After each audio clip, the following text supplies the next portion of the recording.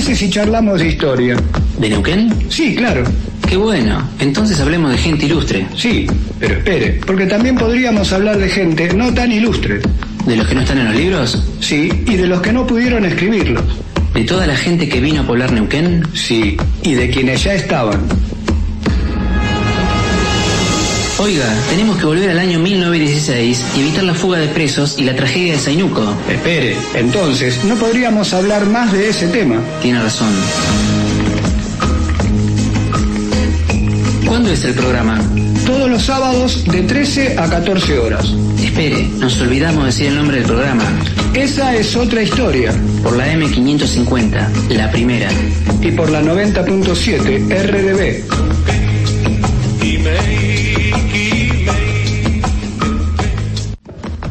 Sol de los arenales, regada en sangre del bravo Zainuque, grito que está volviendo en tu desbocado. Buenos días. Hola, don Rodrigo. Hola, don José. ¿Cómo les va a ustedes? ¿Cómo os va ahí en el día de hoy, en este sábado al mediodía? Esa repentización, esa inventiva, resolver un saludo en un segundo aprovechando los nombres de las personas, la verdad que me deja sorprendido. Y las viejas canciones, estimado Rodrigo. Sí, no sé cuáles eran las canciones de su infancia, porque yo no he vivido esa época. Pero no se había inventado la música cuando yo era joven todavía. Pero hola don Pepito, hola don José, es un clásico. No, por supuesto, amigo. sí. Usted que sabe de historia, ¿cómo le va? Le iba a preguntar yo primero. Ajá. ¿Cómo le va? ¿Por qué siempre me pregunta a mí? Espere, primero contésteme, ¿cómo le va? Muy bien. Muy bien. Después habría que por ahí clasificar por áreas. Sí, no voy a analizar su saludo como hice en otros programas. Se lo agradezco. Pero cuando usted dice que le va bien, veo que dice salud, dinero y amor. Clasifique un poco en qué le va bien. La salud va y viene. El amor es un invento de los japoneses y el dinero no está. Dice que... Bueno, tengo medios electrónicos para no dar el nombre, tengo unos 700, 800 pesos tranquilamente. Me puedo ir a tomar un café y digo, te pago con el QR. Ah, bien, bien. Pues soy moderno. Entonces, salud, tachamos, dinero, tachamos, y amor... doble, tache la doble... Bueno. Pero en definitiva, vio cómo son estas cosas. Uno hace como un Yo quiero saber usted ahora cómo le va, porque usted siempre me pregunta a mí, siempre me pone en el eje de la tormenta. Es que usted está en el centro de la mirada de toda la gente. Sabe que una vez, y esto se lo vamos a comentar a la audiencia, usted estaba en una reunión informal, no sé de qué tipo, pero una persona lo reconoció por la voz, esa voz suya aguardentosa. Cristalina. Esa voz aguardentosa, esa voz fumador empedernido, que lo distingue. Fumador de vino tinto, pero Borgoña cuando había. Tengo que tachar dinero, empecemos a tachar por ese lado. Salud, en ese sentido reconozco que estoy bien, pero vio cómo es esto. Hoy está, mañana no está, así que tampoco tenemos que hacer mucho alarde. ¿Y qué más queda? Y amor, bueno, ¿usted ha hecho algo por amor? Lo que no hice. ¿Qué fue lo que hizo? Dar amor. Ah, bien, bien. ¿Alguna cosa así media loca? Pero no la puedo contar. Si bien ya prescribió, no lo puedo contar. Vamos. Toda mi vida es una especie de locura fragmentada en pequeños pedazos de más locura. Bueno, mire, a veces uno por amor hace cualquier cosa. Por ejemplo... Casarse. Sí, entre otras cosas. Por ejemplo, aprenderse el pasito de Chayanne Provócame para una fiesta. El acerejé. El acerejé. Todas esas cosas que uno... Lo comía. La noche avanza, los tragos avanzan y uno derrapa a veces y termina haciendo cosas impensadas. ¿Usted, como por ejemplo casarse? ¿Usted es derrapar? A veces toco un poquito la banquina, me voy un poco al pasto, doy 7 o 8 tumbos. En el test de alcoholemia, ¿cuánto mide? No, yo lo que hago es huir, y tengo varias causas por eso, pero nunca me agarraron. Bueno, vamos al tema principal, porque en realidad nosotros, aunque no parezca, si algún oyente nos está escuchando por primera vez, parecería, no sé, que una charla de café. En realidad venimos a hablar de episodios de la historia neuquina y empezamos con todos estos comentarios, porque hoy vamos a hablar de chimentos, de chismes, de otra época, por supuesto. Menos mal, si no ya me sentí involucrado, porque si hay algo en lo que estuve involucrado en la vida son en varios chismes, que no eran ciertos, en un 10%. Preparamos un programa sobre algunos episodios de allá de principios del siglo XX, allá del 1903, 1904, 1905, cosas que fuimos encontrando. Muchas las encontramos en los archivos de la justicia letrada, pero no dejan de ser chismes, porque están en boca de muchas personas de esa época, incluso más, hasta en diarios, periódicos. Algunas salido publicadas. Por ejemplo, tenemos en la flamante Neuquén capital, 1904, la primera denuncia penal del Neuquén, que en realidad no ocurrió cuando era capital, sino que ocurrió unos poquitos días antes de que fuera nombrada o inaugurada como capital, sobre la desaparición de un bote. Este episodio nos llamó la atención más que nada porque salió publicado en los diarios y también en los archivos de la justicia letrada. Abre el gran libro de actas y la primera denuncia que aparece es esa, exactamente. Fue el 6 de septiembre de 1904. Si usted recuerda, el 12, o sea, 6 días después, se inaugura la capital. Esta fue el 6 de septiembre, 6 días antes. ¿Y por qué fue la primera? Y porque se acababa de habilitar la nueva sede judicial previo a la inauguración. Usted sabe que cuando se trasladó la capital desde Chosmalal hacia esta zona de la confluencia, se trasladaron un montón de oficinas públicas, entre ellos los juzgados. ¿Y quién fue el acusado? El acusado fue, como diría usted, el comisario José Belindo López. Lo pronuncié bien porque usted lo dice así en modo campero. Yo nací en el campo. No me cargue. Usted tiene menos campo que edificio de hormigón con ascensor. Usted lo más cerca que estuvo del campo es cuando va a la verdulería. Mire, si uno se para en cualquier lugar del planeta, en cualquier lugar, así en la esquina más poblada de Tokio, uno puede plantarse ahí y como algún vecino de Plotier hace y mira y dice, esto antes era todo campo. Sí, si lo miramos desde ese punto de vista. Entonces yo nací en un lugar que había sido campo y luego se transformó en ciudad. Bueno, ese traslado de la capital que estábamos mencionando obligó a trasladar un montón de oficinas públicas, también el juzgado letrado del territorio, y en ese momento el juez era Patricio Pardo, que decreta una feria judicial extraordinaria desde el 10 al 31 de agosto. ¿Por qué decreta una feria judicial extraordinaria? Para realizar la mudanza. Llegó acá a la confluencia el 26 de agosto, pero enseguida se fue a Buenos Aires, en tren a Constitución, con el secretario José Bruguera, un amigo de la casa que lo hemos mencionado varias veces por distintos episodios que lo tienen involucrado. Uno de ellos fue ese discurso que dio en la inauguración de la capital, tan obsecuente con las autoridades que estaban ahí presentes, que, según cuentan, le da un poco de vergüenza. Puso colorado a propios y extraños. Sí, decían, no puede ser que haya alguien tan obsecuente. Quiero buscar la palabra exacta para no, como hace usted. ¿Absorbe calcetines? No, para no derrapar como hace usted o como usted menciona que hace de vez en cuando. Ahí en Buenos Aires el juez Pardo se entrevistó con el ministro de Educación y Justicia, justamente por temas relacionados con el traslado de la capital, y llega a la estación Neuquén el 31 de agosto.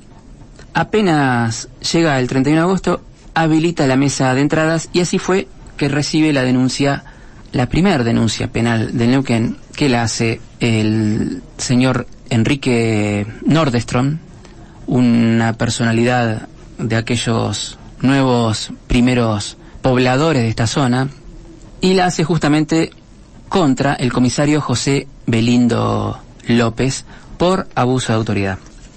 ¿Por qué hace esa denuncia? Porque Nordstrom tenía un bote en la costa del Limay, lo tenía amarrado a un sauce con cadena y candado.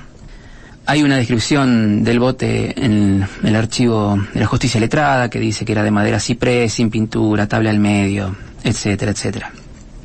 Y el 17 de junio de 1904 ese bote desapareció. Pero fíjese que esto estamos hablando del mes de junio, el día que ocurre el robo, entre comillas. Ahora vamos a ver qué pasó. Pero y la denuncia... La denuncia la hizo recién en septiembre porque no había juzgado donde hacer denuncias. Hubo que esperar al traslado de la capital para poder hacer ese tipo de denuncias, que la tomó, como dijimos, el juez Patricio Pardo. Después de algunas averiguaciones, Nordstrom, que era el dueño, se presentó ante el comisario Belindo López, que dijo: no sé nada. El 1 de julio, o sea, un día después de que Nordstrom le pregunta a Belindo López, o sea, el comisario, porque acuérdese que se lo pregunta el día 30 de junio. El 1 de julio, dos vecinos le informan a Nordstrom que el comisario había autorizado limar la cadena y romper el candado del bote suyo. ¿Qué fue lo que pasó en realidad? Lo que pasó fue que los primeros días de junio de ese 1904, otro juez letrado, pero de Río Negro, el doctor José Luis Ruiz Guiñazú, junto con su secretario y un comisario rionegrino de apellido Gamboa, bajaron en bote por el Limay desde Nahuel Huapi. Estaban investigando el tema del contrabando en la frontera con Chile y querían tomarse el tren para llegar hasta Choel. En realidad no llegaban a Choel, tenían que bajarse en Darwin, pero bueno, ese es otro tema. Pero ¿cómo hacían el viaje?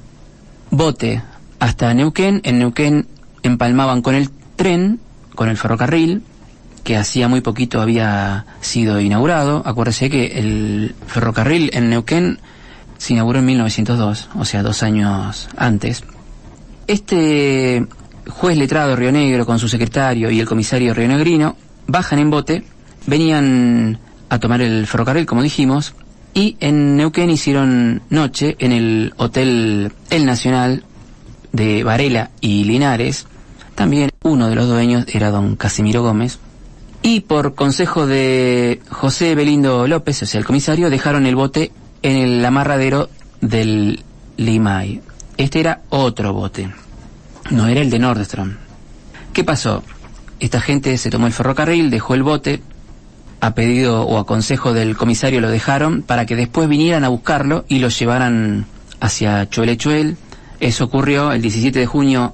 Llegó un tal Carranza a Neuquén y explicó al comisario Belindo López que venía a buscar el bote del juez Ruiz Guiñazú, el juez rionegrino, y fue hasta el Limay y encontró un bote que no era exactamente el bote del juez letrado, pero encontró un bote y pensó que era ese. Estaba amarrado, estaba con cadena, estaba con llave. Va y le pregunta al comisario López: ¿qué hago? Está amarrado. Entonces le dice: anda, preguntá ahí en el Nacional a ver si dejaron alguna llave. Fue hasta el Nacional, le dijeron: no, acá no dejaron nada. Volvió. Entonces el comisario Belindo López le sugiere limar la cadena o romper el candado. Se consigue unos ayudantes, rompe la cadena, rompe el candado y se va con el bote río abajo hasta Choel. Esa es la historia de la primer denuncia penal en Neuquén. En realidad, el bote que se estaban llevando fue el de Enrique Nordstrom. Hay todo un sumario. Del otro bote no se sabe nada. Del otro bote. En realidad, el que se afanaron fue el otro bote. Claro. Cuando el comisario López autoriza, pensó que se estaban llevando el del juez letrado de Río Negro. El que se robaron fue el otro. Esa fue la primera causa o la primera denuncia penal en Neuquén. Un sumario extenso. Se ve que les gustaba escribir, 34 hojas con todo el historial de todo lo que fue pasando. Parte de lo que nosotros narramos ahora está ahí en ese expediente, pero terminaron sobreseyendo al comisario por falta de delito de abuso de autoridad. Tal vez estuvo, creo yo, mal encarado tipificar con esa denominación.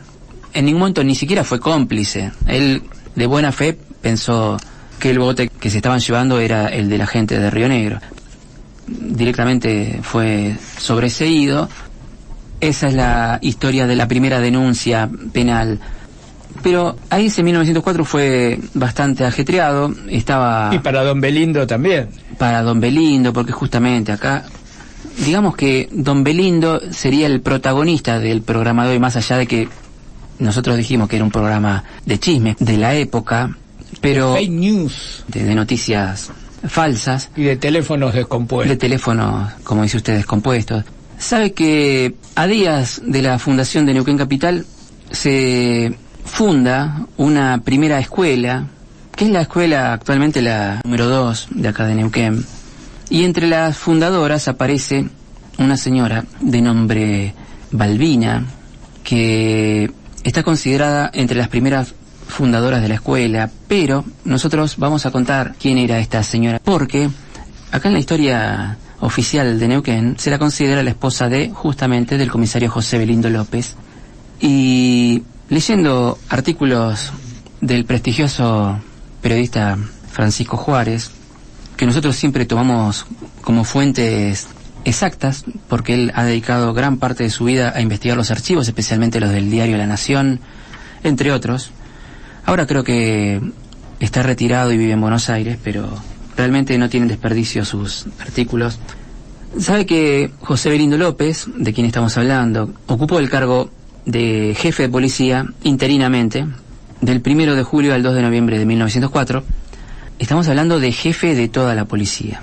En ese periodo ocupó el cargo de jefe, aunque ocupó el cargo de comisario en otras oportunidades. Y justamente acá estoy mirando que, por ejemplo, en la primera historia de Neuquén de Ángel Edelman, Recuerdos Territorianos, dice en una parte: a comienzos de 1903 una comisión femenina presidida por Balbina G. de López solicitó la apertura de la escuela. También hay otro dato más que dice: la escuela número 2 quedó instalada el 10 de febrero de 1904 y ello obedeció al pedido formulado ante el gobernador ingeniero Juan Ignacio Alsina por un núcleo de señoras del incipiente pueblo Confluencia, fíjese cómo lo denominaban en ese momento, no Neuquén, encabezado por la esposa del comisario López, señora Balbina González de López. O sea que esto lo estoy leyendo de un artículo del año 1973. O sea, tenemos la historia de Edelman, que es anterior, este artículo de 1973, que está publicado en un artículo de la Junta de Estudios Históricos de Neuquén. Información que contiene varios... Información que todos han tomado como cierta, como fidedigna, y sabe que esta señora nunca fue esposa del comisario Belindo López, pero sí tuvo una historia con don Belindo López. Hay expedientes judiciales que demuestran que sí tuvo una historia, pero no son expedientes judiciales de casamientos, ni actas de matrimonio, ni nada de eso, sino de denuncias, y por eso lo pusimos acá en la categoría de chismes de la época. Hay documentos fechados poco antes de la inauguración de Neuquén Capital. Una es del 26 de agosto de 1904, que dice: ante el juez José Luis Ruiz Guiñazú, justamente el juez que había dejado el bote en la historia que contamos recién, Enchoel, dice: denuncia ante el fracaso de sus reclamaciones en Neuquén al comisario Belindo López, padre de la hija de ambos, María Isabel, y que el policía le quitó. Bueno, y ahí continúa bastante. En realidad lo está acusando de que le quitó a la hija. No quiero leer todo el texto porque es larguísimo y con este lenguaje policial que a veces es medio engorroso. Hay algunos datos: Belindo López no estaba casado, declaró tener 33 años de edad, soltero. Fíjese, acá está ya diciendo soltero y se lo estaba considerando como que era la esposa. Por eso hay varios errores en la historiografía que nosotros habitualmente usamos en las fuentes, que muchas no están revisadas.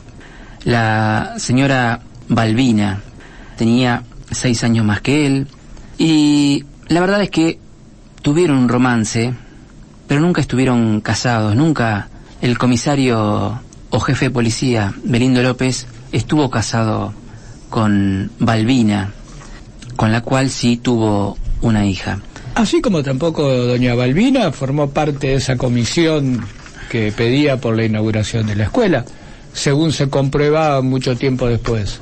Balbina González denunció que el 24 de mayo de 1902, a las 3 de la tarde, fue sacada de su domicilio en el 5º departamento de Neuquén, ahí se está refiriendo a la confluencia, fue sacada su hija de 8 meses de edad por el comisario de dicho departamento, don José Belindo López, que se lo llevó el agente de policía Ramón Heredia a la fonda de Mancharotti.